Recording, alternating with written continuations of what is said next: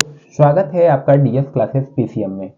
तो आज हम बात करने वाले हैं केमिस्ट्री के सेट 2 के बारे में, जो कि इंटरमीडिएट से रिलेटेड है। तो चलिए, पहला जो क्वेश्चन है आपका वो है जल की मोलरता से, यानी मोलर जो है मोलैरिटी से रिलेटेड है। क्वेश्चन नंबर 1 की बात करें तो मोलरता से है, और मोलरता हमेशा जल की जो शुद्ध जल की जो मोलरता होती है वो कितनी होती है? 55.56। ठीक है, इसको आप निकालेंगे, यानी अगर 1000 को हम 18 से भाग दें, ठीक है, तो यहाँ पर आ जाएगा 55.56 कुछ करके आ जाएगा। ठीक है, अब दूसरा क्वेश्चन किस टाइप से आता है?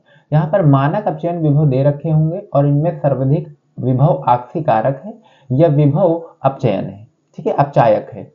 इस टाइप से क्वेश्चन आने वाले हैं। तो यहाँ पर इस टाइप से वैल्यू दी हुई होगी, इसमें से आपको फाइंड करना है। तो आपसी कारक है तो प्लस वाला सबसे ज्यादा प्लस में जो है वो रख देंगे, अपचयन है तो माइनस में जो सबसे ज्यादा हो वो रख देंगे। ठीक है, निम्न में अनुचुंबकीय यौगिक है। अनुचुंबकीय यानी पैरामैग्नेटिक डायमैग्नेटिक में से आ सकता है, ये कोऑर्डिनेशन कंपाउंड में भी आ सकता है और नॉर्मल में भी आ सकता है। तो अगर इसको कैसे निकालेंगे, हम क्या करेंगे, Cu Cl है तो इसको क्या करेंगे, वैलेंसी निकाल लेंगे। यहाँ पर Cl-1 होता है तो Cu यहाँ पर कितना होगा, Cu+1 होगा। ठीक है, इसी तरीके से Ag भी +1 होगा, और Fe यहाँ पर जो है सल्फेट की -2 होती है तो Fe यहाँ पर क्या होगा, Fe+2 होगा। ओके, और यहाँ पर Zn भी +2 होगा। ठीक है, Zn क्या होगा, +2 होगा। तो इस टाइप से आपको अनुचुंबकीय, अब इसमें क्या लगाना है, इसका इलेक्ट्रॉनिक कॉन्फ़िगरेशन बनाना है, फिर अब्बाउ के नियम से आपको सीरियल वाइज में रखना है, और लास्ट में ब्लॉक बनाकर यानी कक्षक ऑर्बिटल बना करके उसमें जब इलेक्ट्रॉन को हम क्वांटम नंबर के अकॉर्डिंग फिल कराएंगे तो हमें अयुग्मित और युग्मित इलेक्ट्रॉन पता चल जाएंगे। ठीक है, नेक्स्ट क्या है कि डी जो कह रहा है कि के सी ओ मतलब कार्बोनिल ग्रुप है और होल 4 है, फाइंड द ऑक्सीडेशन नंबर। हमने पिछले वाले सेट में बताया था ऑक्सीडेशन नंबर एक आता ही आता है। ठीक है, तो आप लोग निकालना सीख लीजिए, नहीं आता है तो हमें बता दीजिए, हम सिखा देंगे। ठीक है, फास्जीन गैस क्या होती है, COCl2 होती है phosgene gas. Phenol react with 1HNO3, याद रखिएगा कि अगर 3HNO3 आता है तो क्या बनेगा, फिनॉल है तो टीएनपी बनेगा। और अगर 1HNO3, देखो यहाँ पर दे रखा है 1HNO3, कंफ्यूज करने के लिए थोड़ा दे रखा है 1HNO3, तो सिर्फ क्या बनेगा, ऑर्थोनाइट्रोफिनॉल बनेगा।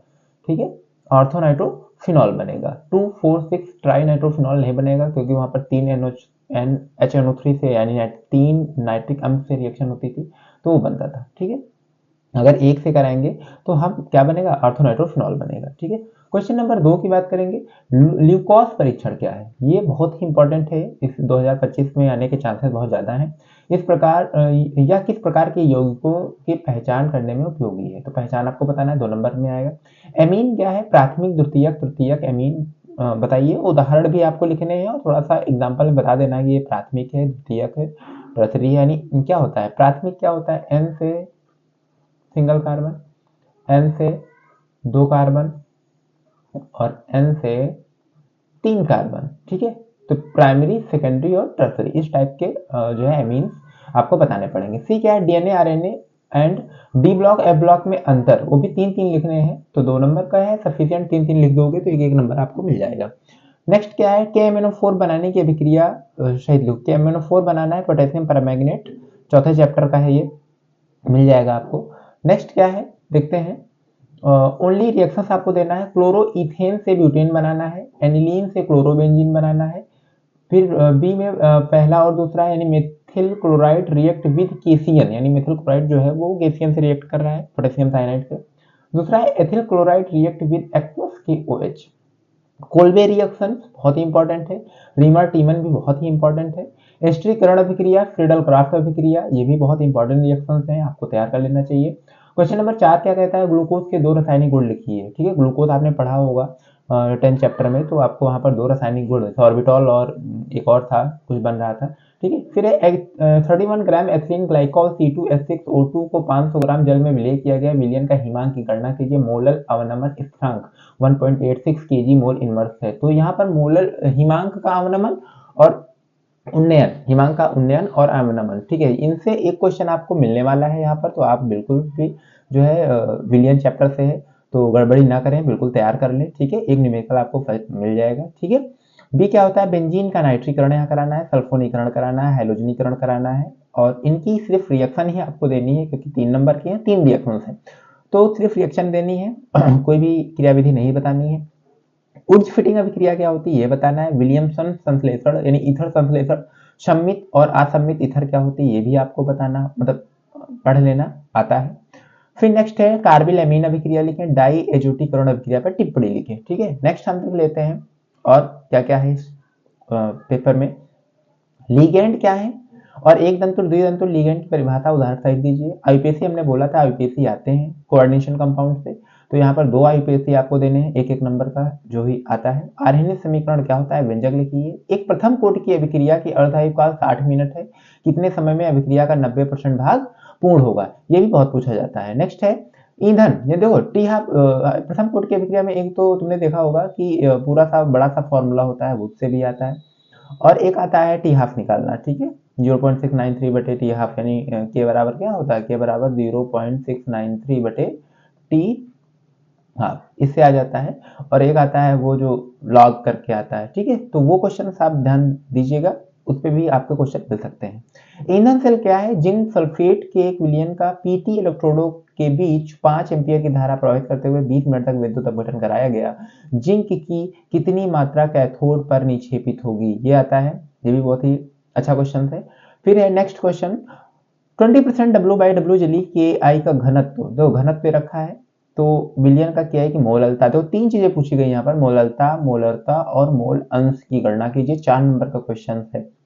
ओके, तो यहाँ पर बहुत ही अच्छा क्वेश्चन है, और मोलरता, मोललता और मोलन से क्वेश्चन तो करना तय है, ये तो कंपलसरी है। ठीक है, नेक्स्ट क्या है, एल्डिहाइड बनाने की 2 विधियों का रासायनिक समीकरण देते हुए टालेन अभिकर्मक एवं फेहलिंग विलियन के साथ इसकी क्रिया लिखिए। नेक्स्ट क्या है, कैनिजारो और क्रॉस एल्डोल, एल्डोल संघनन जब आप पढ़ेंगे तो उसमें भी क्रॉस एल्डोल आ जाता है। ठीक है, दोनों एक ही टाइप की रिएक्शन है, थोड़ा सा एक्सटेंड करना होता है। एल्डोल संघनन जैसे ही करेंगे एल्डोल संघनन को थोड़ा सा एक्सटेंड कर देना है, क्रॉस एल्डोल संघनन हो जाएगा।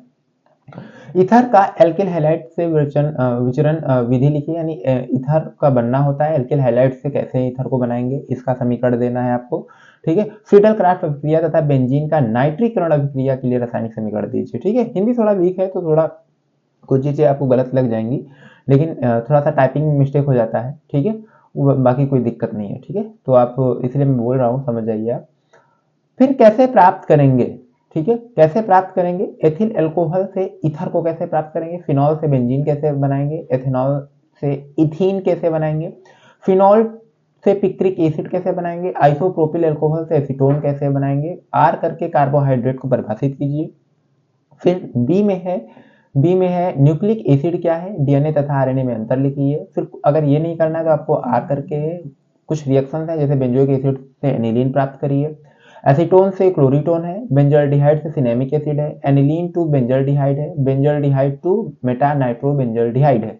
ये सारी रिएक्शंस हैं, आपको ये सब तैयार कर लेनी है। ठीक है, जब भी आप पेपर देने जाएंगे उससे पहले ये सारी चीजें तैयार कर लेंगे। ठीक है, तो ये था आपका सेट 2। अब मिलते हैं सेट 3 में और बताते हैं कुछ और क्वेश्चंस जो है केमिस्ट्री में। अगर 3 सेट आपके तैयार हो जाएंगे तो आई होप कि आपका ज्यादा से ज्यादा पेपर इन्हीं तीनों सेट से मिल जाएगा। ठीक है, धन्यवाद। वीडियो को शेयर करना ना भूलें, वीडियो को अपने दोस्तों में शेयर करिए। ठीक है, और चैनल को सब्सक्राइब करना ना भूलें। और अब हमें केमिस्ट्री पे काम करने वाले हैं इस चैनल पर, तो ज़्यादा से ज़्यादा वीडियो आपको बहुत जल्दी से जल्दी तरह तरह की वीडियो आपको मिलती रहेंगी। धन्यवाद।